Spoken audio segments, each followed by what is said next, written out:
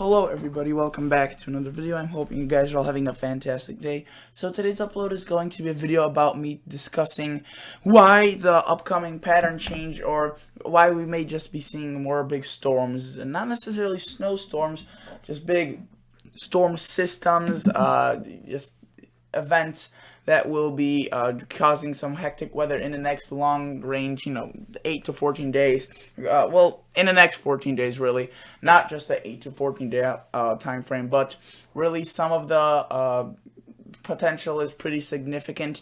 We are now looking at a pattern going more from a progressive, where it's, ridge, to trough, where it's more zonal, and the jet stream is just flat and or more flat, I should say. It's not completely flat, and that allows for more storms to form. So if you guys like these type of videos, if you guys like what I do, consider subscribing to this channel, consider liking this video. It really means a lot to me, and I love each and every one of you, so consider subscribing and consider leaving a like. So let's get right into this.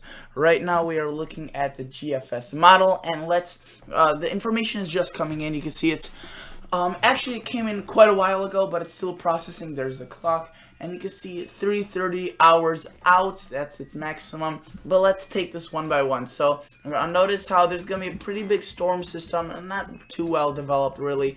It moves up into the northeast, brings some snow for Georgia, Alabama, but doesn't really produce too much snow. But that's not the big systems you want to talk about. You can see this is on the edge, or on the nose of a pretty big trough that dips into the central U.S. However, most of this lifts off to the north, followed by a hybrid sort of clipper, very moisture starved, not much precip with it. However, you can see it still could produce a couple of inches of snow, so we could still potentially watch that, coming into this midweek. But let's look into the long range. Notice how we have this storm system spinning across off the east coast. We have to watch that. If that makes it move onto the east coast, at this point doesn't seem likely. Notice though, by next Monday we have the storm system starting to develop. Many models are just showing rain for this, and this one in particular. You can see another one formed at around the Wednesday time frame. Nothing too powerful, however, it still looks pretty significant. And this model run isn't favoring too many storm systems, but if you look at the 18Z model run, I mean, it showed quite a big doozy of storms. You can see there's one, there's that moisture starved clipper, and then we start seeing those systems. You can see Monday, here's that system. This model run takes a pretty good system, and nor'easter, pretty impactful nor'easter, some pretty good amounts of rain. You can see some bright colors right there, 995, some pretty nice colors, and that could produce a little bit of snow, but mainly a rainmaker. We have another system, weaker really in nature, more of a frontal system. This is about Wednesday, November 20th, very far out. However, if this were to organize itself, then it's definitely not out of the realms of, these snowstorms or these storms happening. Another reason as to why we may be seeing a pretty conducive pattern for the snowstorms or just storm systems is that we will be going from more of a cold pattern, and it's going to become more zonal. So from a progressive pattern into more of a zonal, I want to show you that basically on the 500 millibar height anomaly. So let's look at this quickly, and let's quickly show you. So Monday, November 11th, 2019, you could see right there, it's that big cool down, historic, record-breaking, basically just a ultimate Arctic polar vortex, and that will be record-breaking for November. Means records will be broken for sure, maybe not all over the place, but to a certain extent. Notice then we start getting into more of a zonal flow. Again, it's not perfectly zonal. We still have some ridges and bumps, but there's no big dip like this big system right here. So this systems are more free to kind of intertwine between wherever they want to go. As to when there's like a big say blocking pattern, a big high up here, and it's directing the winds like this, and a big low that is directing its winds down like that, and the storms either have to go like this, stay to the south because of the winds, and they have less paths to take. And now not only are the things more conducive with the warm air, as warm air can hold more moisture and is just conducive to storm development, there's also just an overall easier path for the storms to take. And notice how towards the end of the forecasting period, really there is no big breakthrough. There's no big trough, no big ridge, and when that ridge or trough does form, it looks pretty, zonal. It doesn't really show too much of a blocking pattern. Progressive in nature, yes, which could allow for those storms to form. If you look at the 8 to 14 day outlook, which is very far out, but notice they've diminished the cold for the U.S., eastern U.S., and I think rightly so. I don't think, the confidence at this point, I have pretty low confidence what will happen between, like, this, say, time frame of these days, 17th through the 23rd. And many things may happen, several things may happen, but it seems like the cold will have a lesser chance of becoming more, being more, I would just say there's a lesser chance of the cold being as cold as it was now. You can see the cold air in the 6 to 10 day outlook is more prevalent, yes, because it's, closer, 15 through the 19, so they have more confidence in this. And this is not the magnitude of the cold, this is basically the probability they have of it being below average. However, usually when their probability is higher, the magnitude is higher as well, as when it's 1 degree below average, it's you're looking 6 to 10 days out.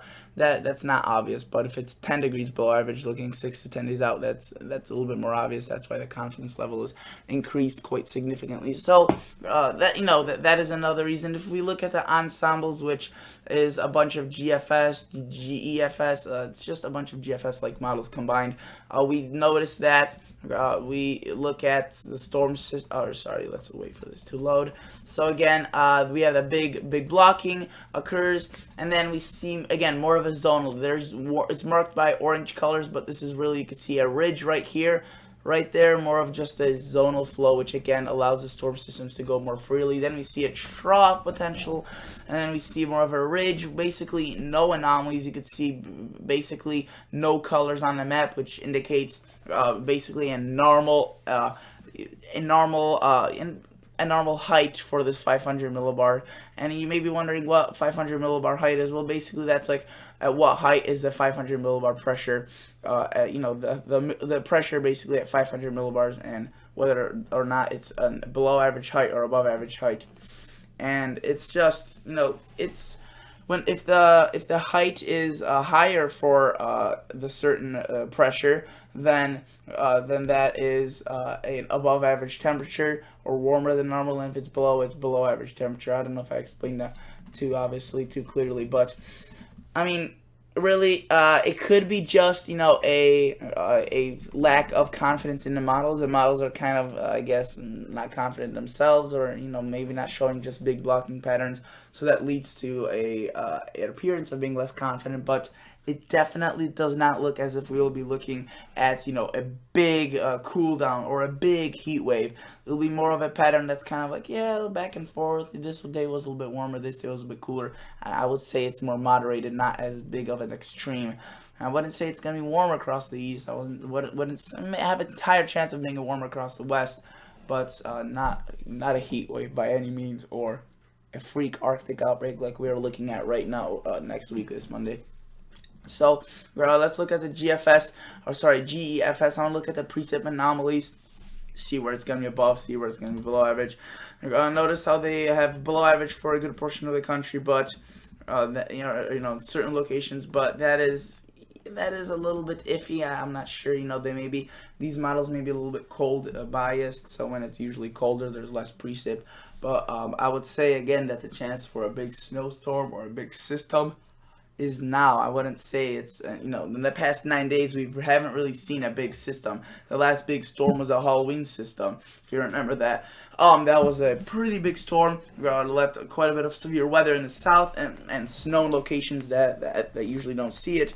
But now it seems like there could be bigger storms, more rain, more snow if it's cold enough. So things are looking more likely for a system to occur now rather than later. If you look at the 5-day temperature anomalies, you can see it's a little bit on the chillier side in the east, very marginally, but it's there.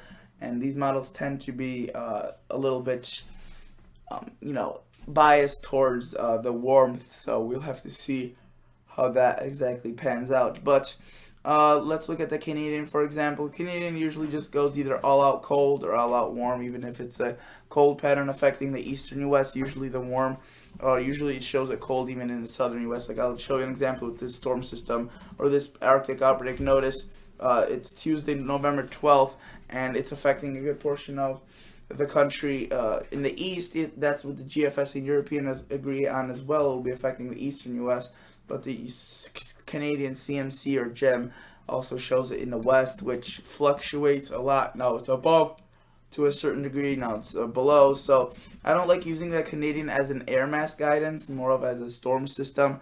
But you know, because I like using it for a storm system, let's look at the total accumulated precip. The new model one is just coming in. Let's look at the one that was older. It is showing some storm systems. You can see there's several locations that could be seeing quite a bit of rain. But overall, I would say, again, higher likelihood for storm systems with this upcoming pattern change. So thank you guys so much for watching. Consider liking the video. Consider subscribing to the channel. I'll catch you all guys in the next episode. See ya. Bye.